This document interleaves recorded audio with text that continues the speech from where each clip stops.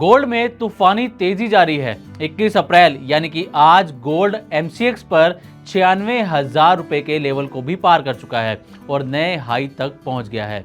और तो और सोने में तेजी इस कदर आई है कि 2025 में अब तक यानी कि करीब 4 महीने में ही गोल्ड ने 25% तक रिटर्न दे दिया है, यानी कि सोने की जो कीमतें हैं वो 25% तक बढ़ चुकी हैं। ऐसे में सवाल उठते हैं कि क्या सोने में अभी और तेजी आना बाकी है? क्या इस वक्त गोल्ड में निवेश करना सही है? सोने की तेजी से बढ़ती कीमतों के बीच क्या इसमें अस्थिरता भी बढ़ रही है? और सोने की कीमतें बढ़ने के पीछे क्या प्रमुख कारण हैं? इन सभी सवालों का जवाब आपको इस वीडियो में मिलने वाला है और एक्सपर्ट्स के हवाले से ये भी बताने वाले हैं कि क्या आपको गोल्ड में अभी निवेश करना चाहिए या फिर थोड़ा इंतज़ार करना चाहिए। तो हमारे साथ इस वीडियो में आखिर तक बने रहिएगा। लेकिन पहले आपको 21 अप्रैल यानी कि आज के गोल्ड और सिल्वर के ताज़ा भाव के बारे में भी बता देते हैं। आज गोल्ड ने तेजी का नया रिकॉर्ड बना दिया है। इंडिया में कमोडिटी एक्सचेंज MCX पे गोल्ड फ्यूचर शुरुआती कारोबार में 1196 रुपये यानी कि 1.26% की तेजी के साथ 96,450 रुपये प्रति 10 ग्राम पर पहुंच गया है।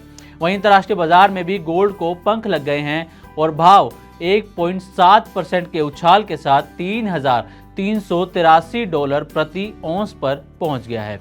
कई मीडिया रिपोर्ट्स के मुताबिक घरेलू बाजार में 24 कैरेट के 10 ग्राम सोने का भाव 98,000 रुपए के आसपास पहुंच गया है और सोने की इस तेजी ने निवेशकों को हैरान कर दिया है।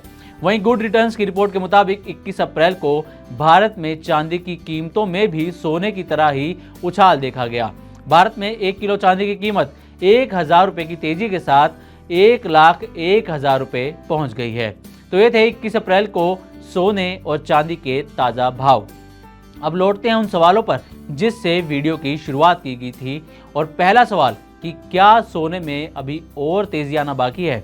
तो मिंट की एक रिपोर्ट के मुताबिक वेंचुरा सिक्योरिटीज में कमोडिटी हेड NS रामास्वामी का कहना है कि अगले 6 से 8 महीनों में गोल्ड मौजूदा लेवल से 4 से 7% तक की और तेजी दिखा सकता है, यानी कि सोने के महंगा होने के पूरी संभावनाएं हैं। लेकिन सोने में मौजूदा तेजी थोड़ी अनसर्टेन यानी अनिश्चित है। गोल्ड तेजी के सभी कारणों का फायदा उठा चुका है और जैसे जैसे ये नए हाई पर जाएगा वैसे वैसे इसमें अस्थिरता भी बढ़ रही है। ये शॉर्ट टर्म के निवेशकों के लिए बड़ा रिस्क भी हो सकता है, ऐसा NS रामास्वामी का मानना है। अब आपको बता दें कि क्या इस वक्त गोल्ड में निवेश करना सही रहेगा, इस पर एक्सपर्ट्स की क्या राय है। तो NS रामास्वामी का मानना है कि गोल्ड की मौजूदा तेजी में निवेश करना रिस्की हो सकता है। अभी सोना अपने हाई पर है, यहाँ से मुनाफा वसूली की संभावना है, यानी कि लोग सोने को बेचेंगे और मुनाफा कमाकर बाहर निकल जाएंगे, जिससे सोने की कीमतें नीचे आ सकती हैं।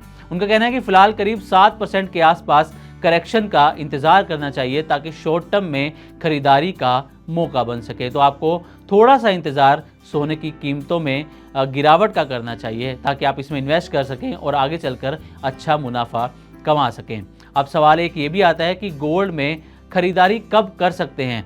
तो इस बारे में मोतीलाल ओसवाल फाइनेंशियल सर्विसेज में commodity head and currency research के हेड नवनीत दमानी का कहना है कि मौजूदा अस्थिर वैश्विक माहौल में सोना स्थिरता का प्रतीक बनकर उभरा है।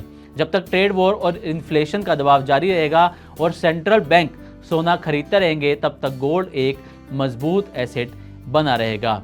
नवनीत दमानी का कहना है कि हमारा नज़रिया गिरावट में खरीदारी का, यानी कि जब सोने की कीमतों में गिरावट आए, कुछ करेक्शन हो, तब ही सोने में इन्वेस्ट करना सही रहेगा।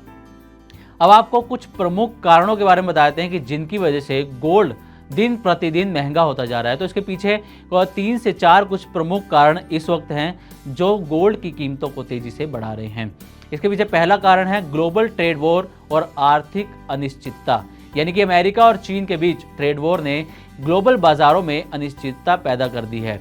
साथ ही अमेरिकी राष्ट्रपति डोनाल्ड ट्रंप की तरफ से फेडरल रिजर्व के चेयरमैन जेरोम पोवेल की आलोचना और उन्हें हटाने की संभावना ने निवेशकों की चिंता बढ़ा दी है, जिसके चलते इन्वेस्टर्स सेफ हेवन यानी कि गोल्ड में अपनी इन्वेस्टमेंट को बढ़ा रहे हैं। और दूसरा रीजन जो माना जा रहा है वो है कमज़ोर अमेरिकी डॉलर। अमेरिकी डॉलर के कमज़ोर होने से सोने की कीमतों में वृद्धि हुई है। डॉलर इंडेक्स 3 साल के निचले स्तर पर पहुंच गया है, जिससे अंतर्राष्ट्रीय निवेशकों के लिए सोना और भी अट्रैक्टिव इन्वेस्टमेंट बनकर उभरा है। तीसरे कारण की बात करें तो वो है सेंट्रल बैंकों की लगातार खरीदारी। रॉयटर्स की एक रिपोर्ट के मुताबिक कई देशों के सेंट्रल बैंक, खासकर चीन, अपने विदेशी मुद्रा भंडार में सोने की हिस्सेदारी लगातार बढ़ा रहा है। चीन ने अपने भंडार में सोने की हिस्सेदारी को 8% तक बढ़ा दिया है और पिछले 2 साल में लगभग 700 मीट्रिक टन सोना चीन ने इंपोर्ट किया है। चौथा कारण जो माना जा रहा है गोल्ड की कीमतें बढ़ने के पीछे वो है बाजार में अस्थिरता और निवेशकों की चिंता। ग्लोबल बाजारों में अस्थिरता और निवेशकों की चिंता ने भी सोने की मांग को बढ़ाया है, जिसकी वजह से सोने की कीमतें लगातार बढ़ रही हैं। अब आते हैं कि देश में गोल्ड इंपोर्ट कितना हो रहा है। दरअसल देश में गोल्ड इंपोर्ट में काफ़ी तेज़ी देखी जा रही है। मार्च में गोल्ड इंपोर्ट 192% तक बढ़ गया है और ये 4.47 अरब डॉलर तक पहुंच गया है, जबकि जनवरी 2024 में सिर्फ 1.53 अरब डॉलर का गोल्ड इंपोर्ट किया गया था। यानी कि इस दौरान देखें तो करीब 1 साल में 192% तक गोल्ड इंपोर्ट बढ़ गया है। अब चांदी के इंपोर्ट की बात करें तो चांदी का इंपोर्ट मार्च में 85.4% घटकर 119.3 मिलियन डॉलर रहा है। FY 24-25 में सिल्वर इंपोर्ट 11.24% घटकर 4.82 अरब डॉलर रहा है। यानी कि गोल्ड इंपोर्ट तो लगातार बढ़ रहा है, लेकिन सिल्वर का इंपोर्ट कम होता हुआ नजर आ रहा है। तो ये थी गोल्ड से जुड़ी हुई ताज़ा जानकारी, जिसमें आपको गोल्ड में तेजी के पीछे के प्रमुख कारण भी बताए और गोल्ड में कितनी तेजी आ सकती है, कब इन्वेस्टमेंट करना चाहिए, इसके बारे में भी एक्सपर्ट्स के हवाले से आपको जानकारी देने की कोशिश की है। तो उम्मीद करते हैं कि आपको हमारी तरफ से दी गई ये जानकारी अच्छी लगी होगी। इसी तरह की और भी वीडियोस के लिए बने रहें मनी9 के साथ और सब्सक्राइब करें हमारा चैनल। साथ ही बिजनेस और पर्सनल फाइनेंस से जुड़ी खबरों को आप हमारी वेबसाइट money9live.com पर भी पढ़ सकते हैं।